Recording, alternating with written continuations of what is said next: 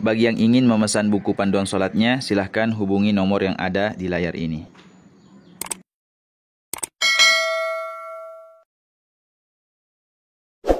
Bismillahirrahmanirrahim. Assalamualaikum warahmatullahi wabarakatuh.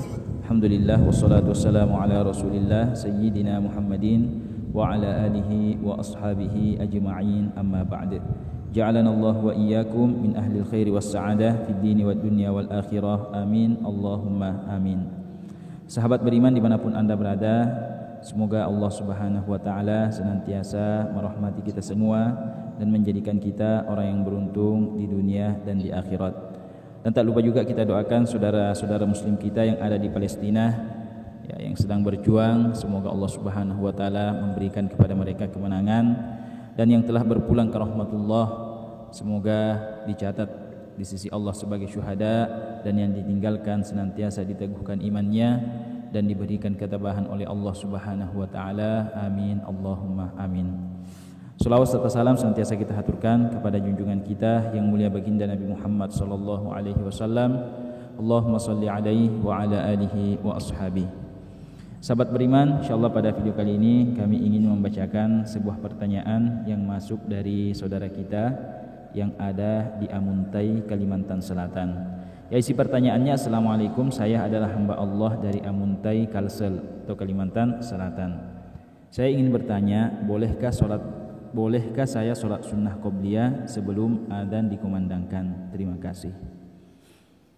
Ya, jadi kepada saudara yang bertanya, ya, dan kepada seluruh pemirsa khususnya yang pemula, ya, sebelum kami menjawab, ya, khususnya teman-teman yang pemula, perlu kita ketahui bahwa ada yang disebut dengan sholat sunnah rawatib, qobliyah dan ba'diyah. Ya, qobliyah dan ba'diyah ini adalah sholat sunnah yang mengiringi sholat fardu.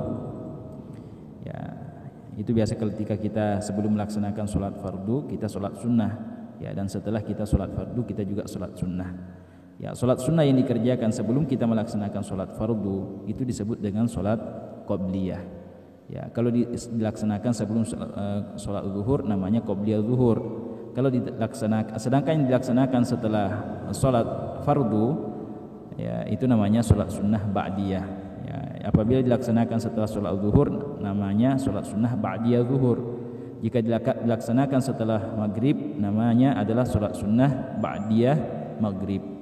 Ya, jika dilaksanakan setelah sholat isya, sholat sunnah itu namanya sholat sunnah ba'diyah isya. Ya, sedangkan yang ditanyakan tadi adalah bolehkah sholat sunnah qobliyah sebelum azan dikumandangkan. Ya, baiklah kepada saudara yang bertanya. Ya, jadi sholat sunnah qobliyah itu, ya, waktu masuknya adalah kalau waktu sholat fardu itu sudah masuk. Ya, jadi sekali lagi, sholat sunnah qobliyah itu waktu masuknya adalah kalau waktu sholat fardu itu sudah masuk. Ya, jika sudah masuk waktu sholat fardu, baik ketika ada azan maupun belum ada azan, maka kita sudah boleh melaksanakan sholat sunnah qobliyah. Ya, jadi yang jadi patokan itu adalah masuknya waktu sholat, ya, bukan azannya. Ya, karena di sebahagian masjid itu ada juga tukang azan yang, ya, lambat, ya, 20 sampai 25 menit setelah masuknya waktu sholat baru mereka mengumandangkan azan. Ya, jadi yang kita jadikan patokan adalah masuknya waktu sholat fardu. Ya, masuknya waktu sholat fardu.